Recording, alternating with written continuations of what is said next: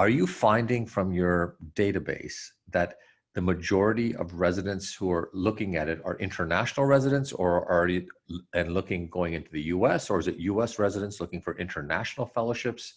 Bit of both? What are the opportunities available? Every database usually has, strengths in terms of where they're able to, and what types of fellowships are being offered. Can you give a broad example of what that would be like? Sure, thanks Mo for the question. It is actually a question which I asked myself, like, who are we serving? Who is profiting actually after 1 year of doing that platform? Who is using it? And if we see, we have like 64% of participants are actually future fellows, right? People who are actually looking for fellowship. So as you said, they are residency, and at the end of the residency, usually between 4th and 6th years, who are trying to seek another opportunity. We see that 30% about are from the previous fellows who are trying to mentor and teach the next generation. Right. What we see also is that we didn't reach as much fellowship providers as we would love to and we would like to. We have now about more than 280 fellowships, but most of these fellowships are added by previous fellows and added by fellows who know about these fellowships, and they add it to the program. Also, what we do, we control all of these fellowships before they get published, so that we see, internet address is right and contact person is correct, so that all of the information available is the way it is. And there's big people from India, Asia, from Middle East. Most of the people are coming from these countries trying to get fellowship in the USA, in Canada, in Australia. Oh, that's interesting. The tendency we have now. We have less people from the States and from Australia who are going abroad. We have much more coming from South, going to the North Hemisphere. Sure. I mean, that would kind of make sense too. How has this been impacted right now with travel restrictions? I mean, I imagine that it's very difficult for people to be able to travel, and the uncertainty of getting to fellowships because of international travel is probably for the next 6 months, probably very difficult. Some have been projecting out to a year. Have you noticed challenges with that in terms of just fellowship offerings and, being more insular to the country rather than international? Definitely. We had a lot of cancellation. Even, interesting enough, people who were on fellowships, they were there already and they arrived and went through the whole process. They had to be sent home, or their countries asked them to go back, or sometimes the fellowship providers themselves tell them, if you are in elective surgery or if you are doing research, a lot of research fellows, they were sent back just to say, okay, you can do home office, you can do research from home, and then we will get you back when the country is in a better state. So we had people from Australia actually who were on fellowship in Europe, in France, for instance, who got back to Australia. We had the same round, the other way around, where people from Canada who were doing their fellowship in Australia and they had to go back to Canada. So there is a little bit of moving around for people and fellows. And now there are more and more people applying for next year or the year after. 2020 is not a fellowship year.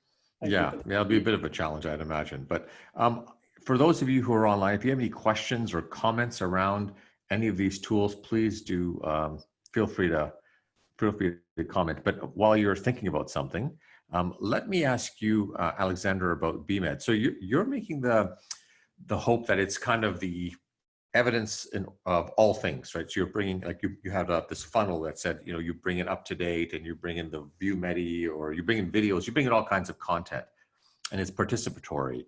How has that worked for you, I guess, from a point of view of operationally? How's it work?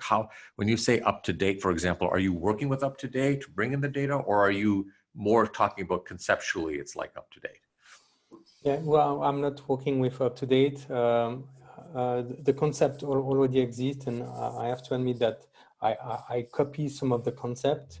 We copy Wikipedia because the basis of Wiki is free, so you can take it that what we did, and they are really happy with this kind of concept.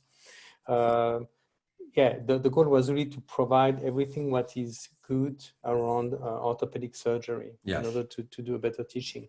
The difficult part is you need to have a skeleton, meaning it's very difficult to stimulate the community if nothing is written. So you need to help at the beginning, exactly like Wikipedia. You know, it took for Wikipedia some years to begin, and then when it was on, it's uncontrollable. Everybody was adding some information. But at the beginning, you need, if you are a key opinion leader of one of the joints, you need to add some information.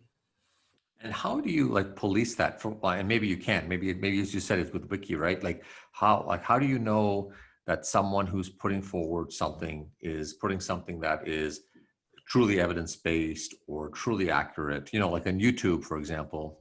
Correct. There's great data and very bad data. So first of all, we control the subscription, the inscription. So this is the first point. The second point is, as soon as somebody add an information, it's controlled by a group of KOL. Okay. And then if the surgeon or the sportsman anyway add valuable information 5 times, he's free to write everything that he wants. Okay. There is at the beginning control exactly the way Wikipedia is doing. Okay, got it. Okay, got it. Now, so we have actually one of the guests is one of our collaboration between the two platforms, and it shows exactly what happened. So Muhammad Ibrahim is here. Okay. He's an Egyptian orthopedic surgeon who got to know about the platform and met Alex. So I would like to let him. Yeah, please. Yeah, share how the experience has been. First of all, can I just answer one question, because a friend of mine is listening, Michel Ruiz. Thank you for coming, Michel. He's asking how can we avoid the barrier language on BMed, and we decided, and this is maybe not good, but I won't be able to control, like Wikipedia, an encyclopedia written in 32 languages. This is for me impossible. So we decided that it will be in English, because this is probably nowadays the medical language. Yes. And I'm not sure it's going to change in the future. And I'm sorry for this, Michel, but we had to take some decision, and I choose the easiest way. Got it. Great. So Mohammed, did you want to speak a little bit about your experience? Of fellowship, you mean? Yes. Yeah. Right. Yeah. My experience. Unmute yourself. You are still on mute, Muhammad Ibrahim. Okay. Hello, everyone. Can you hear me? Hello. We can hear you. Hi, Alex. Hi, Mahi. How are you? Okay. I have spent about 6 months with Alex. And I left him just before the corona. And also I met Mahi about a couple of times in Switzerland, and they were very nice with me. Alex was very gentleman, and he learned me a lot. He taught me a lot, and I have contributed with him in much publications, in about 6 publications through the 6 months. Still ongoing. Now I am in Egypt and still collaborate with him in another publications. So a very nice opportunity with very nice food. Excellent. Anyone else have any comment? Here, I see. Is there anyone here online who's a resident in training? Yeah, hey, Mo. Oh, hi. Okay, great. So can you speak a little bit about your experience? Like what is your pressure point when you're thinking about fellowships, and maybe we can get a discussion around, what are the issues that are challenging for you? Sure. Yeah. I guess more of a question that I have is, sure, please.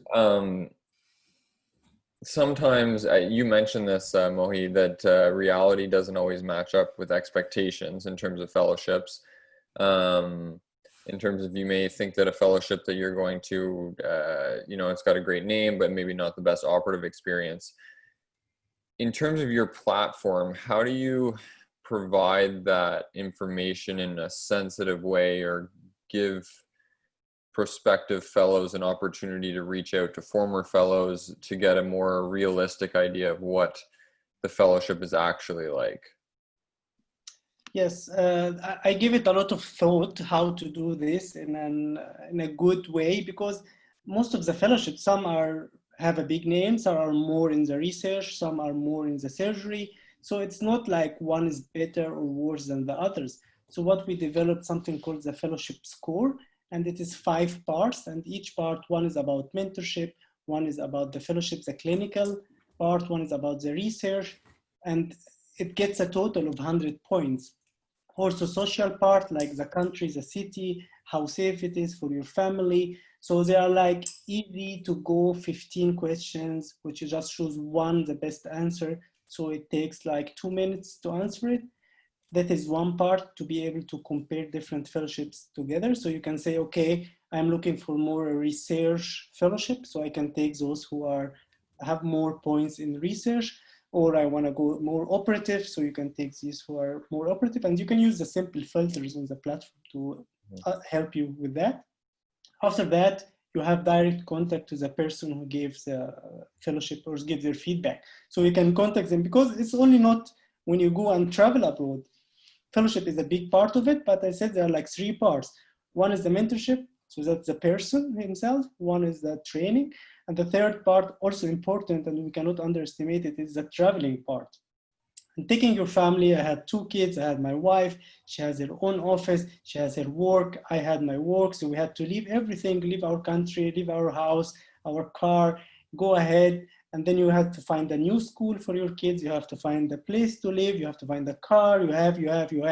And all of this stuff is not actually the mentor who has to take you through it, or it's not the fellowship provider, it's more the ex-fellows where you get the tips and tricks. Yeah, go get your apartment from here. I took the car from Greg Cunningham, who was previous fellow, who was working also in Geneva, and just by being able to contact him before I arrived. Same with the apartment. There was like, we had the fellow car, so I gave the car after I left to the following fellow. We had an apartment which we gave from one fellow to the other. So there is a lot of important information which you get directly from the person who has been before you. Also getting which certificates you need, which stamps, where you can translate your documents. There are plenty of things which are local to the country you come from. So you can always filter the people with the countries you come from, with your specialty, with your subspecialties, so that you contact direct the person who are really interested of your interest. Oh yeah, I have a question. What is, according to you, the best length of fellowship? If we think about what you learn, what you published, how does it cost, if you can let the family at home and so on, is it 6 months, 12 months? What for you, and what is the experience with your website? 6 months is a decent time where you can really learn something. You can, if you plan it well, you can start your study or your research project before you arrive. For instance, going through the ethics committee, getting your approval before you arrive. And then once you are there, you can work on your research during this 6 months. It is also enough time for you to learn the surgical skills you will require. So I think it's also acceptable time which you go out of your family if you don't want to get the whole family with you to be apart for 6 months. It's a little bit easier than 1 whole year. Does anyone have any other experiences or comments you'd like to make around fellowship experience, or around the issue of, you know, the challenges with fellowships? So one point I will raise, though, is I know this is for fellows who are doing and having the interaction. Is there any way that fellowship supervisors can also communicate? Because it's the same point, right? So you heard someone just say, Aaron, I think just said that, you know, how do we know, you know, if expectations are matched from the resident, from the fellow side? What about the supervisor side? Is there a way that they can communicate? Sure. The fellowship or providers, fellowship provider, they have, whenever somebody applies to them, they get direct contact with that person. Yeah. They don't have usually a lot of resources because they don't have a lot of experience of this fellow doing a lot of fellowships previously, but they can contact his mentors. He will give the contact details. So that way is also open. We connect the three of them always. So you can also stay in touch with your previous fellows. So you can grow this family, because it's start by a fellowship, but ends up as a friendship, and it's lifetime friendship. So you keep in contact with your previous fellows through the platform as well. Very good. Okay, that's very good. That's interesting. Is there anyone else who has any comments? I want to make sure that we get everyone a chance to ask a question or make a comment if they have. We have Liang. He's a fellow from Germany now. I don't know if he is interested in saying his opinion. Liang, are you available? Hello, good evening. Hello. My name is Liang Gao. I'm working as a research fellow in Saarland University Meg Center, Germany. I'm very glad to meet you all here. Thank you very much. I have a question for regarding the myfellow.com. Dr. Taha, you have made a lot of clinic fellow and research fellow in different countries. How do you compare, make a general summary of different styles, characteristic in different regions? For example, the European styles, the US styles, or the Australian styles? Sure. You want to know about the fellows or the fellowship itself, like about the people or the fellowship itself? Actually, the teaching styles, or mostly the education styles. Do they have any kind of emphasis in which kind of aspect? Sure. So there is, I mean, you cannot really generalize the whole country or like a whole bunch of different specialties. So first, it's very different from each specialty to the other. Then it's very depending on the mentor himself. And then it depending also regulations inside the country. So for instance, if you go to the United States and you did your USMLE exams, so it can be a hands-on fellowship. So you can scrub in, you can do your operations. You can still go to the US if you don't have the exams, but it would be more like an observership. And if you go to Australia, and if you get the license before you get there, then you can also operate, you can have hands-on, you can do research. But if you go without the license, you can still go, you can go, probably it's better to go for like 4 weeks or 6 weeks as an observership, so that you watch and get also a lot of teaching and a lot of experience without having to go through the English exam, all of the license, because the paperwork takes about 6 months. And it costs about $8,000. So these are factors which you need to put in mind as well. There was one question I think that we had regarding what's the right time to start thinking about a fellowship? So is this in your 3rd year, your 4th year, unlikely your final year, I'd imagine, because of interviews and processes, but what's been the typical time in which you start thinking about a fellowship? I think probably 2 years before starting the fellowship is a good time to start thinking about it, start doing research. Applications are usually 1.5 to 1 year before the fellowships are open, so that you can apply for it. And usually you get a decision between 1 year or 6 months before the fellowship starts. So for the interviews and for getting actually taking the decision is an important part of the process. Yeah. And I would recommend that you take really time in searching and researching and contacting previous fellows before deciding on a fellowship. Very good. Any other questions? I know we're near the end here of the session. It's been a really interesting session. Alexander, you had something you wanted to say, I think.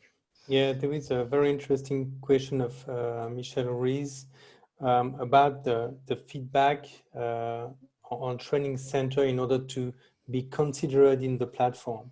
And Michel, I think that the platform myfellowship.com is absolutely great for me, because it allows me, to at the beginning to say what are my expectations, and Mohamed Ibrahim can can approve. It has been for him very, very difficult to enter in Switzerland. It has been a mess. It has even been difficult to stay. And since the beginning, he knew that it was going to be a difficult and a long process. But the rules are like this. It takes 8 to 9 months to have all the paper that are done. And this is written on the website, meaning that since the beginning, the people know what are the requirements. And this is something very important. No, very, very helpful. Any final thoughts, any questions before we close up? It's been a really interesting session to hear about sort of online and how your online platforms are collaborating towards getting information out very rapidly, probably more than any other time in history have we needed to think about online tools. I mean, here we are now as part of an online tool communicating. I would like to say something. I would like to say that myfellowship.com is an incredible platform because it will help you to find the right mentor, and mentorship is the key. I went 13 years ago, I did my first fellowship with Gilles Valch, and this surgeon organized all my career. 13 years later, first of all, he became a friend, but he always answered the phone, answer my question. He still helps me for development, for everything. So you need to go, you need to find the right persons at the beginning. And myfellowship.com will allow you to do this. Very good endorsement. I like that. Any final comment from you, Mohi, before we close the session? Yes, I mean, during the globalization and as you said, the post-COVID time and the viruses everywhere and reducing the travel impact, this is also where I see the opportunity for people attending conferences virtually, getting the credits for the continuing medical educations we all need without having to travel or without getting that all of these costs and time spent. And that's why we see the big potential in BMed, and that's why we also cooperate together to make the world a better place. I like that. It's a very nice way. On that note, why don't we end on that very positive note? Thank you again, gentlemen. Thank you for those who attended. And we look forward to great things from both platforms. Thanks again. Thanks, Mo, for the invitation. Thank you. Thank you, everybody. Take care, everyone. Bye, Mohamed. Bye-bye. Sure, guys.